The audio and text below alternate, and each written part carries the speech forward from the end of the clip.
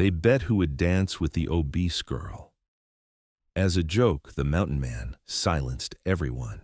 The autumn of 1847 brought an unusual chill to the frontier town of Ridgway, nestled in the shadow of the Rocky Mountains.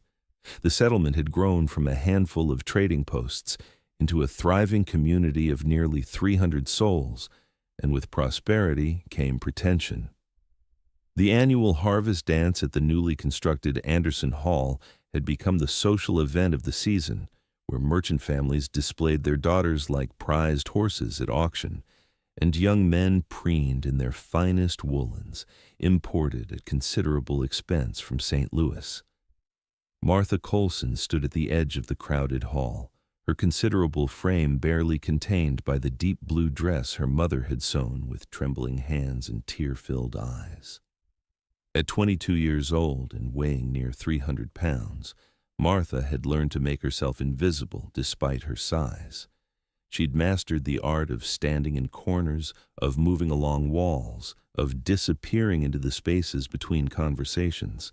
Tonight, her mother had insisted she attend, had spent weeks on the dress, had braided Martha's honey-colored hair with ribbons that matched her eyes.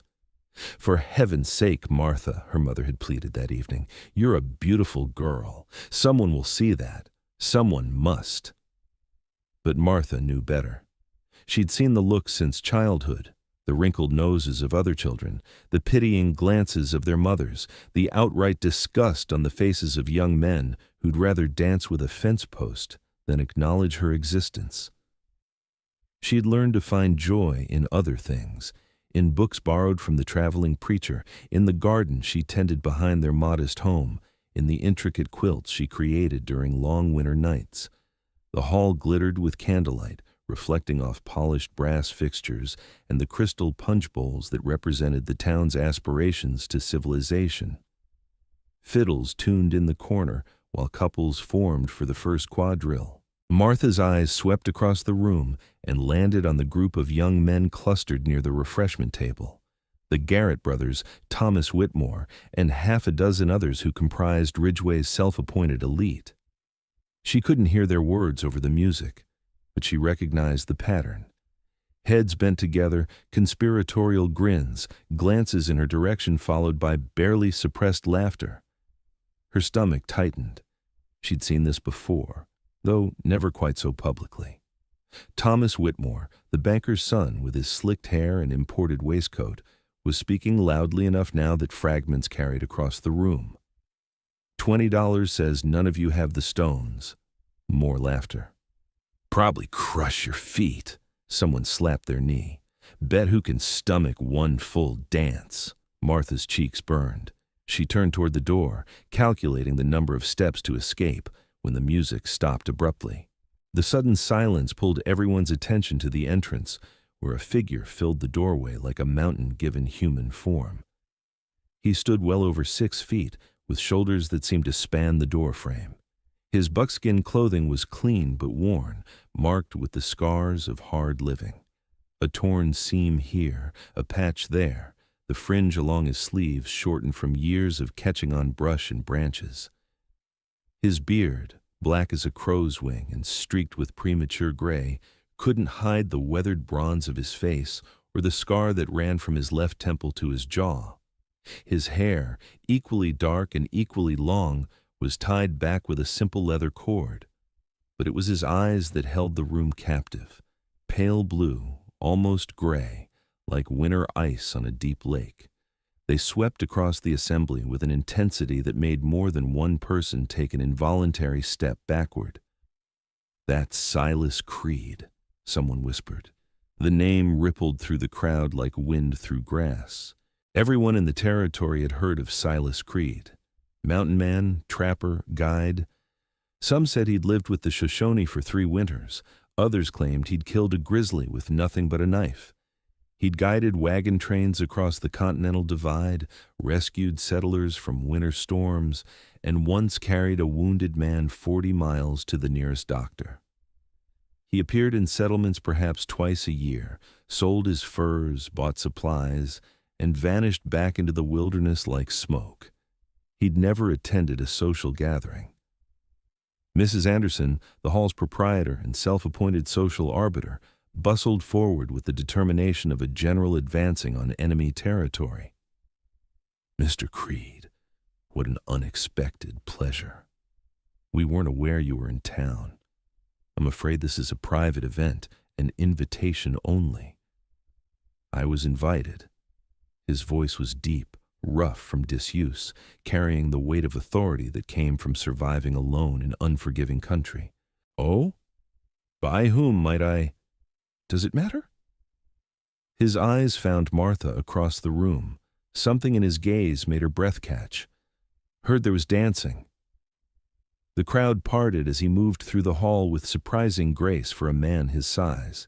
His gait held the careful balance of someone accustomed to moving silently through forests, of placing each foot with deliberate precision.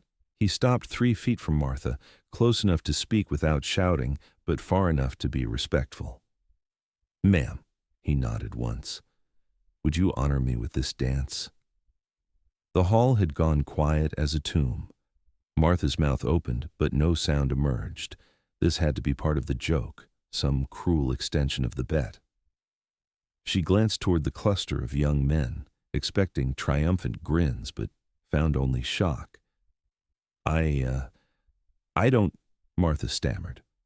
"I ain't much for fancy steps," Silas continued, his voice gentle in a way that seemed incongruous with his appearance. "But I know a waltz well enough. My mother taught me before she passed. Said every man ought to know how to treat a lady proper." Martha's eyes searched his face for mockery, for hidden cruelty, but found only patient waiting. His hand extended, palm up, calloused and scarred, but held steady as a rock. "Why?" The word escaped before she could stop it. One corner of his mouth lifted, not quite a smile, but close. "'Cause I'd like to dance with a lady who looks like she's got sense behind her eyes, tired of empty-headed chattering. And 'cause I heard them fools over there making a bet and it made me want to bust some teeth. Figured this was more civilized." His honesty struck her like cold water. Martha looked at his extended hand, then at her own, then back at his face. In those winter blue eyes, she saw something she'd never encountered before: genuine respect. Her hand trembled as she placed it in his. The musicians, recovering from their shock, struck up a waltz. Silas's hand settled on her waist with a lightness that belied his size, while his other hand held hers with surprising gentleness. He smelled of pine smoke, leather, and the clean scent of mountain air. "Follow my lead," he said quietly. "And don't worry about your feet. I've got boots tough enough to handle anything." He moved with an unexpected fluidity, guiding her through the steps with the same careful attention he likely gave to tracking game through wilderness. When she stumbled, he steadied her without comment. When she accidentally trod on his foot, he simply adjusted their position and continued. Martha had never danced with a man before. She'd watched from the sidelines dozens of times, had memorized the steps from observation, but theory and practice were different things. Yet Silas made it easy, his confidence and patience creating a space where she could learn without fear. Around them, other couples began to join the floor, but Martha was only dimly aware of them. She was caught in the strange reality of being held by someone who didn't flinch at her size, who didn't struggle with her weight, who moved her across the floor as if she were as light as the other women. "You're doing fine," Silas murmured. "Better than most. You've been watching, haven't you? Learning the patterns." Martha nodded, not trusting her voice. "Thought so. You've got intelligent eyes, the kind that sees things others miss." He guided her through a turn. "I've been watching you too, since I came to town 3 days ago. Seen you in your garden, working with plants like you understand what they need. Seen you helping that widow carry her groceries. Seen you return a runaway dog to those kids on Elm Street." "You've been watching me?" The question came out sharper than intended. "Observing," he corrected. "It's what I do, how I stay alive in the mountains. You watch, you learn, you understand what's real and what's just surface noise." His eyes met hers. "You're real, Miss Coulson. That's rarer than gold in these parts." The waltz ended, but instead of releasing her, Silas continued to hold her hand. Would you take a turn with me outside? It's powerful stuffy in here, and I'd like to talk without all these folks listening in. Martha glanced toward her mother, who stood near the punch bowl with tears streaming down her face, nodding vigorously. She looked back at Silas, at this strange mountain man who'd appeared like something from a storybook, and made a decision that surprised herself. Yes. They walked through the hall, which parted before them like the Red Sea. Martha felt every eye tracking their movement, heard the whispers starting like the buzz of angry hornets. She caught sight of Thomas Whitmore's face, red with humiliation, and the Garrett brothers looking like they'd swallowed nails. The October night air hit her face with blessed coolness. The moon hung fat and golden above the mountains, painting everything in silver and shadow. Silas led her to a bench near the hall's entrance, constructed from split logs and smooth from use. I apologize if I put you in an uncomfortable position, Silas said, settling onto the bench with his elbows on his knees. But I couldn't stomach watching those boys make sport of you. I've seen too much genuine suffering to abide manufactured cruelty for entertainment. Martha sat beside him, leaving a respectful distance between them. Why do you care? You don't know me. Don't I? He turned to face her. I know you tend a garden that feeds half the poor families in town. Mrs. Henderson told me you bring vegetables every week, refuse payment. I know you read to old Mr. Patterson since his eyes went bad. He mentioned it at the general store. I know you're the one who organized the quilting circle that made blankets for that family whose cabin burned last spring. Martha stared at him. How do you know all that? Told you, I observe. Spent 3 days in town before the dance, listening, watching, learning who people really are beneath their fancy clothes and pretty manners. He leaned back against the wall. You want to know what I see when I look at you, Miss Colson? She wasn't sure she did, but found herself nodding anyway. I see someone who spent years being invisible despite being impossible to miss. I see someone who's turned pain into kindness instead of bitterness. I see someone who tends to things, gardens, people, animals, with care and attention most folks never bother with. His voice softened. I see someone who'd make a good partner for a man smart enough to recognize quality when he sees it. Martha's heart hammered against her ribs. Partner? I ain't good with flowery words, Silas said. I live in the mountains most of the year. I trap, I hunt, I guide folks when they pay well enough. It's hard living, but it's honest. I've got a cabin up in the high country. Solid construction, 2 rooms, good water source nearby. I've been thinking it's time to stop living like a solitary wolf. Time to build something that lasts.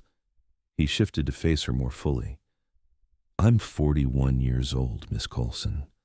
I've seen things that'd turn your hair white, done things I ain't proud of, and survived things that killed better men. I ain't handsome, I ain't refined, and I sure as hell ain't civilized by the standards of folks in that hall. But I'm honest.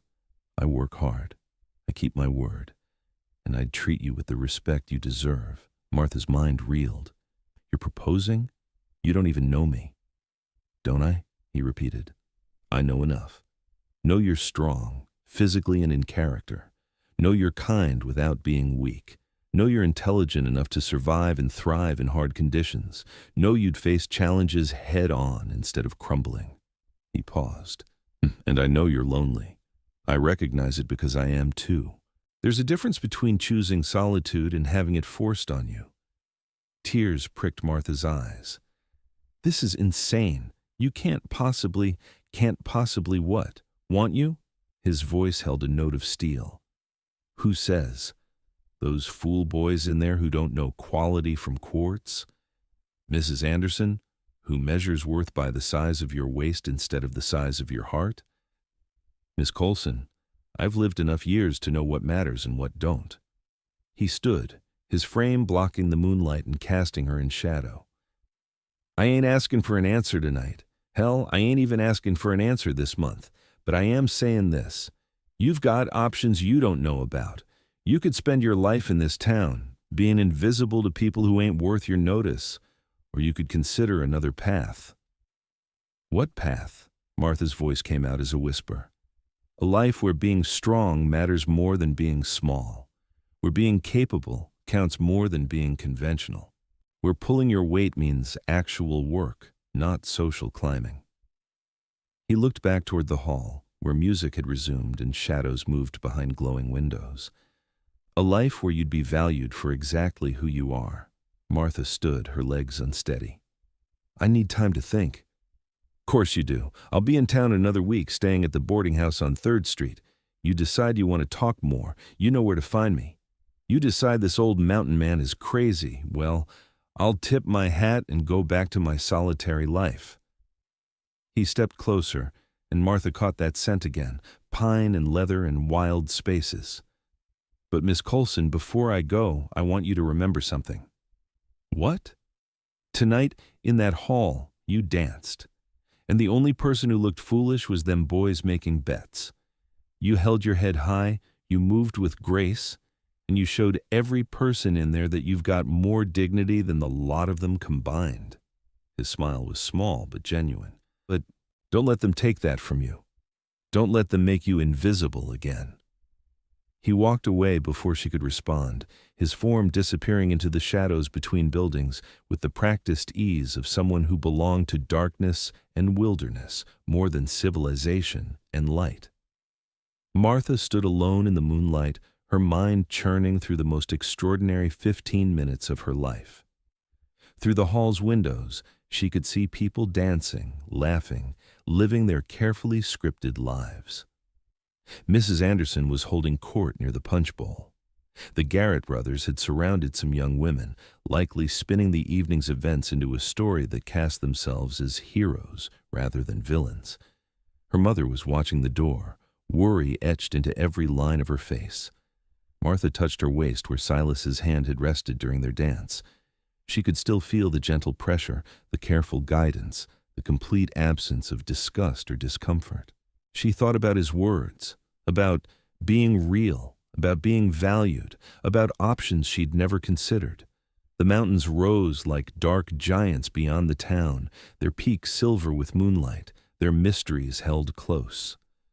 Somewhere up there was a cabin, a life, a possibility that seemed as impossible as a mountain man appearing at a harvest dance to waltz with the fat girl everyone ignored. Martha walked back into the hall, her head higher than when she'd left. Let them stare. Let them whisper. She'd dance tonight, and the memory of being held like she mattered was worth more than 1,000 empty compliments from empty-headed boys. Her mother rushed over, questions spilling out faster than Martha could process them. She patted her mother's hand and smiled, a real smile, the kind she hadn't managed in years. I'm fine, Mama, better than fine. She spent the rest of the evening in her usual corner, watching the dancing with new eyes. Thomas Whitmore tried to approach once, likely to offer some backhanded apology designed to salvage his reputation, but she turned away before he could speak. She owed him nothing. When the dance ended near midnight, Martha walked home with her mother through streets lit by scattered lanterns and moonlight. Her mother chattered about the evening, about the shocking appearance of Silas Creed, about the way Mrs. Anderson had nearly fainted when he'd asked Martha to dance. What did he say to you outside? Her mother finally asked. Martha considered her answer carefully. He said I had options. What kind of options? The kind I need to think about carefully. Her mother stopped walking. Martha Coulson, that man is practically a savage. He lives alone in the mountains. He probably hasn't had a proper bath in 6 months. He treated me with respect, Martha interrupted quietly. He looked at me and saw a person, not a problem. He danced with me because he wanted to, not because someone bet him $20. Her mother's objections died in her throat. Her eyes filled with tears again. Oh, Martha, I just want you to be happy. I know, Mama, I know. They walked the rest of the way in silence, each lost in their own thoughts. The following day, Martha tended her garden as usual. She was pulling weeds from between potato plants when she sensed someone watching. She turned to find Silas Creed leaning against her fence, his hat in his hands. Morning, Miss Coulson. Mr. Creed. She stood, brushing dirt from her skirt. You're up early. Mountain habit. Sun rises, so do I. He gestured toward the garden. That's fine work. Good soil management, proper spacing, smart companion planting. You know what you're doing. My father taught me before he passed. Said a good garden could mean the difference between surviving and thriving. Smart man. Silas studied the neat rows, the careful organization. You ever grown anything at altitude? Shorter season, but certain crops do well if you choose right. Martha walked to the fence, wiping her hands on her apron. Can't say I have, but I'd like to learn. Something shifted in Silas's expression. Hope, maybe, or satisfaction. I could teach you. Got several good plots near my cabin. Been growing potatoes, turnips, some carrots. Even got some herbs going. But I ain't got the knowledge you've clearly got. Knowledge is useless if it's not applied to new situations, Martha said. She surprised herself with the boldness of her next words. Perhaps we could teach each other. Silas's rare smile appeared. Perhaps we could. They talked for an hour, leaning on opposite sides of the fence like neighbors discussing weather. He told her about his cabin, how he'd built it log by log over 2 winters, positioned it to catch morning sun but stay shaded in summer heat, constructed a root cellar that stayed cool even in August. He described his life, the trap lines he ran, the animals he tracked, the terrible beauty of winter storms at 9,000 feet. She told him about her books, her quilting, the satisfaction of seeing a garden produce food. She spoke honestly about her life in Ridgeway, about years of being overlooked and dismissed, about finding joy in small things because large happiness seemed forever out of reach. Don't have to be, Silas said when she finished. Out of reach, I mean. It's not that simple. Why not? Martha gestured at herself, at the bulk of her body that had defined her existence. Because I'm not like other women.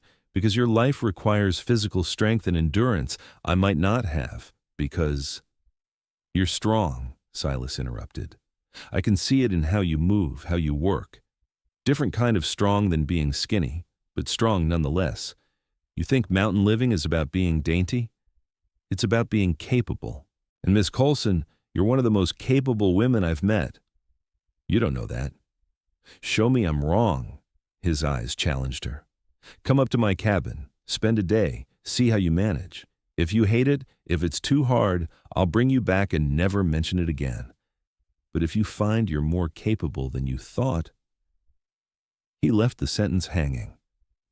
Martha should have said no, should have laughed off this absurd proposal, should have retreated into the safe, small life she'd built from scraps of dignity and hard-won peace. Instead, she heard herself say, when? They left 3 days later, in the pale light of dawn. Martha told her mother she was going to see Silas's cabin to understand what he was really offering.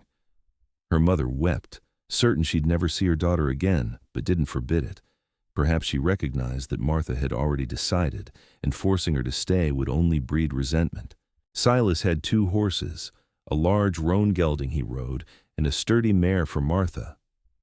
Her name's Molly. She's patient and sure-footed. Won't give you trouble. The ride into the mountains was both harder and easier than Martha expected. The trail climbed steadily, switchbacking up steep slopes, crossing crystal streams, winding through pine forests that smelled like heaven. Her legs ached from gripping the saddle. Her back protested the unfamiliar position. But Molly was indeed patient, and Silas set a reasonable pace, stopping often to let the horses breathe and give Martha time to rest. He pointed out landmarks, a distinctive rock formation, a meadow where elk grazed at dusk, the remains of an old prospector's camp. He showed her which plants were edible, which were medicinal, which were poison. He spoke of mountain living with the fluency of a scholar discussing beloved texts. They reached his cabin as the sun touched the western peaks. It sat in a small clearing beside a stream, backed by a cliff face that protected it from northern winds. The structure was solid, tight-chinked logs, a solid roof, a stone chimney already trailing smoke. I've got a neighbor who looks after the place when I'm gone, Silas explained. Old trapper named Gus. He lit the fire, left some supplies. Inside, the cabin was sparse but clean. One room held a kitchen area with a cast-iron stove, a solid table with 2 chairs, and open shelves stocked with supplies. The second room contained a bed, a chest, and not much else. Furs covered the floor. The windows, though small, were fitted with real glass. "It's not fancy," Silas said, watching her face. "It's wonderful," Martha breathed, and meant it. The cabin held a peace she'd never encountered, a silence that felt full rather than empty, a simplicity that spoke of intention rather than poverty. That night, Silas cooked elk steak and potatoes over the fire while Martha explored the clearing. The stars emerged like diamonds scattered across black velvet, more stars than she'd ever seen, so many they seemed impossible. The stream sang its endless song. Night birds called from the forest. The air tasted clean enough to cure disease. They ate at the table, speaking little, comfortable in shared silence.